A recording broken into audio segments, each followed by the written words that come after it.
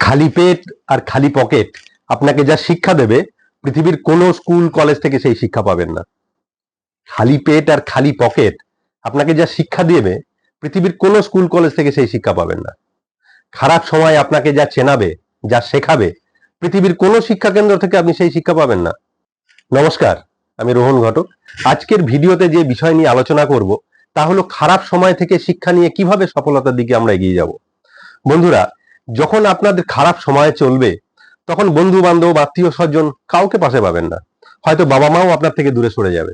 খুব কম সংখ্যক মানুষকে কাছে পাবেন। যখন আপনার কাছে অর্থ থাকবে না, পকেট ফাঁকা থাকবে, দেখবেন যে সমস্ত মানুষজন আপনাকে ঘিরে থাকতো সবাই আপনার থেকে দূরে সরে যাবে। একসময় আপনি যাদের উপকার করে এসেছেন তারাও আপনাকে চিনবে না। আপনার অতি নিকট মানুষটিও আপনার ফোনটা হয়তো রিসিভ করবে না, ভাববে আপনি হয়তো অর্থ বা কোনো কিছু হেল্প চাইবার জন্য তাকে ফোন করছেন। দেখবেন আপনার অফিসের বস বা কলিগ বা আপনার থেকে নিচু পোস্টে থাকা মানুষটিও আপনাকে পাত্তা দেবে না। যারা একটা সময় হয়তো আপনাকে সবসময় স্যার স্যার বলে আপনার কাছে থাকতো, সেও আপনাকে পাত্তা দেবে না। যদি আপনি কোনো ব্যবসায়ী হন, তো আপনার ব্যবসা কোনো কারণে বন্ধ হয়ে গেছে, আপনার স্টাফ যাদের এতদিন স্যালারি দিতেন তারাও আপনাকে চিনতে পারবে না। পাড়া প্রতিবেশীর কাছেও তখন আপনি সমালোচনার খোরাক মাত্র। আপনার অতি নিকট আত্মীয় স্বজন যারা হয়তো আর্থিক দিক থেকে বেশ ধনী, দেখবেন তারাও যোগাযোগ রাখা বন্ধ করে দেবে। যে হয়তো লাখ লাখ টাকার বিলাসবহুলতার জন্য খরচা করে, কিন্তু আপনার পাশে দাঁড়িয়ে আপনাকে তোলার চেষ্টা করবে না। ভাববে যদি আপনি অর্থ সাহায্য চান, কি অর্থ দিলে যদি ফেরত না দিতে পারেন, সেই জন্য তারাও যোগাযোগ রাখা বন্ধ করে দেবে। এই সময় আপনার মনে হয়তো সুসাইড টেন্ডেন্সিও আসতে পারে। বন্ধুরা, এইরকম পরিস্থিতিতে কখনোই নেগেটিভিটিকে জায়গা দেবেন না, কারণ সময় পরিবর্তনশীল। পৃথিবীতে কোনো জিনিসই স্থায়ী নয়। নদীতে যেমন জোয়ার ভাটা আসে, দিনের পর রাত আসতে বাধ্য, রাতের পর দিন আসবেই, তেমনি ভালো সময় এলে খারাপ সময় আসবেই, আবার খারাপ সময় এলেও ভালো সময় আসবেই। ভালো সময় তো সবাই ভালো, সবকিছুই ভালো, আপনি যাই করবেন সবকিছুই ভালো হবে, সবাই আপনার বন্ধু বান্ধব। কিন্তু খারাপ সময়ে, এই সময়ে আপনি জীবনের অনেক কিছু শিখতে পারবেন, অনেক জ্ঞান অর্জন করতে পারবেন। আপনি বুঝতে শিখবেন যে আপনি কি ভুল করে এসেছেন। আপনি সঠিক বন্ধুকে সেটাও এই সময় চিনতে পারবেন। আজ একজন পৃথিবী বিখ্যাত মানুষকে নিয়ে আলোচনা করব। সালটা 1969। হিন্দি মুভি তৈরি হয়েছিল সাত Hindustani, super duper flop. Producer টাকা রিকভার করতে পারেনি। সেকেন্ড মুভি তৈরি হয়, সেটিও সুপার ফ্লপ। এইভাবে 3, 4, 5 একের পর এক 12টা মুভি সুপার ফ্লপ। 4 বছর ধরে সমস্ত ছবি ফ্লপ। কোনো ডিরেক্টর, প্রডিউসার তাকে আর নিতে চাইতো না। যার ফেস ভ্যালু শেষ, যার নাম কেউ নিতেও চাইতো না। 1973 সালে 4 বছর পর জঞ্জির ছবিতে আবারও সুযোগ আসে। ছবির নাম শুনেই বুঝতে পারছেন কার কথা আমি বলছি। হ্যাঁ, ঠিক ধরেছেন, legend actor Amitabh Bachchan sir. এই প্রথমবার জঞ্জির সুপার ডুপার হিট ছবি। এরপর টানা 12টা বছর একের পর এক হিট মুভি চলতে থাকে, যাকে কিনা একটা সময় কেউ নিতে চাইতো না। আজকে এই 12টা বছর ধরে তিনি ফিল্ম ইন্ডাস্ট্রিতে রাজ করে গেছেন। 1983 সাল কুলি ছবির পর থেকে কিছু কিছু ছবি তার হিট হয়েছিল। তারপর থেকে আবার খারাপ সময় শুরু হয়েছিল।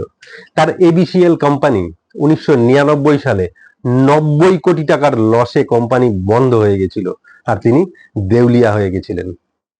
90 কোটি টাকার দেনায় তিনি সাম্রাজ্য ছেড়ে মাটিতে আছড়ে পড়েননি, পাতালে ঢুকে। जीवन में एक बार ऐसा दौर आया जब मैं बैंकरप्ट हो गया, दिवालिया हो गया। मेरी बनाई हुई कंपनी घाटे में चली गई, करोड़ों का कर्जा चढ़ गया, मेरा व्यक्तिगत बैंक बैलेंस 0 यानी शून्य हो गया। कमाई के सब जरिए बंद थे और सरकार की तरफ से घर पर कुर्की के छापे लग गए। ये बात धीरूभाई को पता चली। बिना किसी से पूछे या जाने उन्होंने अपने छोटे बेटे और मेरे मित्र अनिल से कहा, इसका बुरा वक्त है, इसे कुछ पैसे दे दो। अनिल ने मुझे आकर ये बताया, देवेंद्र सज्जनों, जितना वो देना चाह रहे थे उससे मेरी सारी दुविधा और परेशानियां खत्म हो जाती। उनकी उदारता पर मैं भावुक हुआ, लेकिन मुझे लगा कि मैं उनकी उदारता को स्वीकार न कर पाऊंगा। ईश्वर की कृपा रही और कुछ संकट के दिनों के बाद समा बदला, काम मिलना शुरू हुआ और धीरे धीरे मैं अपने सारे कर्जे उतार पाया। एक शाम धीरूभाई के निवास स्थान से इवेंट पर एक दावत के अवसर पर मुझे भी आमंत्रित किया गया। तो ऊपर लॉन में एक तरफ धीरूभाई एक बड़े से मेज पर अपने कुछ मित्रों, बड़े फाइनेंशियल और कॉर्पोरेट वर्ल्ड के दुनिया के दिग्गजों के साथ बैठे हुए बात कर रहे थे। मुझ पर नजर पड़ी तो मुझे बुलाया और कहा, यहां मेरे साथ बैठो। मुझे बड़ा अजीब लगा। मैंने क्षमा मांगी और कहा, मैं उधर अपने मित्रों के साथ बैठा हूं, वहीं ठीक हूं। उन्होंने जिद की और बैठा लिया मुझे। फिर अपनी उस दिग्गजों की महफिल में उन्होंने कहा,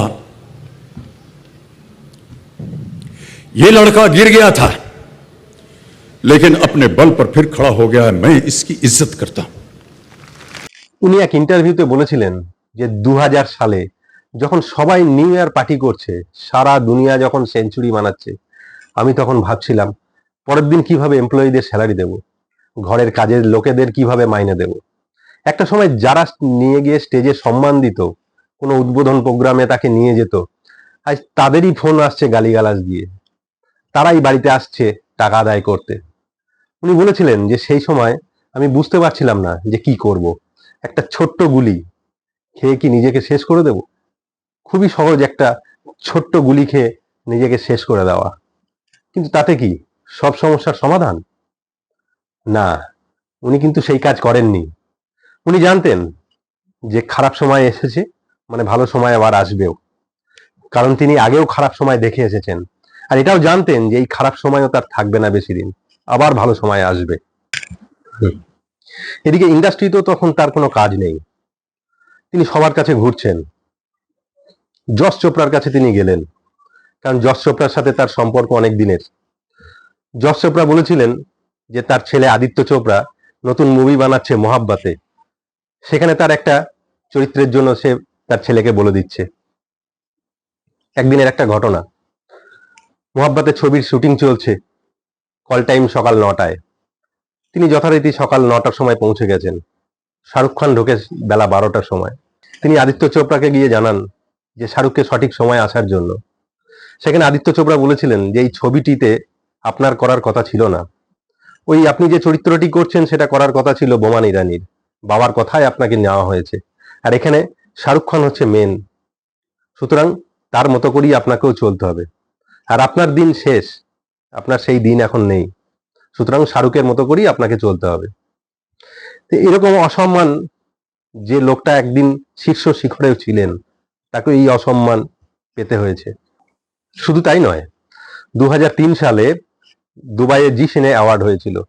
জি সিনে অ্যাওয়ার্ডে যেসব টপ সেলিব্রিটি থাকে তাদের ফ্রন্ট রোতে বসানো হয় এবং তারপর ক্যাটাগরি ওয়াইজ পরপর বসানো হয়। সে বছর অমিতাভ বচ্চনকে একদম লাস্ট রোতে বসানো হয়েছিল। যে মানুষটা এত বছর ধরে ফ্রন্ট রোতে বসে আসতো, আজকে সেই অ্যাওয়ার্ড অনুষ্ঠানে তাকে বসানো হলো লাস্টের রোতে। একের পর এক অসম্মান তিনি পেতে থেকেছেন। তারপর তিনি শুরু করলেন ছোট্ট টেলিভিশন পর্দায়, যে টেলিভিশন পর্দাকে একটা সময় বলিউডের হিরোরা বা বলিউডে ওই লেভেলের আর্টিস্টরা যারা টেলিভিশনকে ঘৃণা করত, আজ সেই টেলিভিশনের দিয়ে তিনি আবার ছোট্ট প্রোগ্রাম দিয়ে আবার তিনি শুরু করলেন তার কেরিয়ার, কৌন বনেগা করোড়পতি। এই কৌন বনেগা করোড়পতি থেকেই তার আবার উত্থানের শুরু। আজ একের পর এক হিট ছবি। আজকের ডেটে দাঁড়িয়ে তিনি যে জায়গায় পৌঁছেছেন সেটা কিন্তু পূর্বের থেকে অনেক বড় জায়গা। আজ সাউথের সুপারস্টার যিনি রজনীকান্ত, তিনিও অমিতাভ বচ্চনজির পায়ে হাত দিয়ে প্রণাম করেন। আজকে যে সম্মান তিনি পেয়েছেন সেটা কিন্তু অনেক বেশি। তো বন্ধুগণ, সময় সব সময়ের জন্য পরিবর্তনশীল। সময় খারাপের সময় থেকে শিক্ষা গ্রহণ করুন, কিভাবে সফলতার জন্য এগোবেন তা চেষ্টা করুন, প্রতিটা মুহূর্তে শিখুন। আজকের এই খারাপ সময় আপনার বেশি দিন থাকবে না, কিন্তু এই সময়ে বিচলিত হবেন না। এই সময়ে শিক্ষা গ্রহণ করার সময় আপনার কাছে। এই সময় যত পারবেন শিখুন, বই পড়ুন, সমস্ত কিছু থেকে শিক্ষা অর্জন করুন এবং আগে বাড়ার চেষ্টা করুন। ভালো সময় তো সবকিছুই ভালো হবে, কিন্তু খারাপ সময় সব সময়ের জন্য শিক্ষা গ্রহণের আদর্শ সময়। সুতরাং এই খারাপ সময়ে বিচলিত হবেন না, কোনো নেগেটিভিটিকে মাইন্ডের মধ্যে জায়গা দেবেন না। গোল সেট করুন, আগিয়ে চলুন। আমার এই ভিডিওটি ভালো লাগলে লাইক করবেন, শেয়ার করবেন আর অবশ্যই চ্যানেলটিকে সাবস্ক্রাইব করবেন। ভিডিওটি দেখার জন্য প্রেমপূর্বক অভিনন্দন।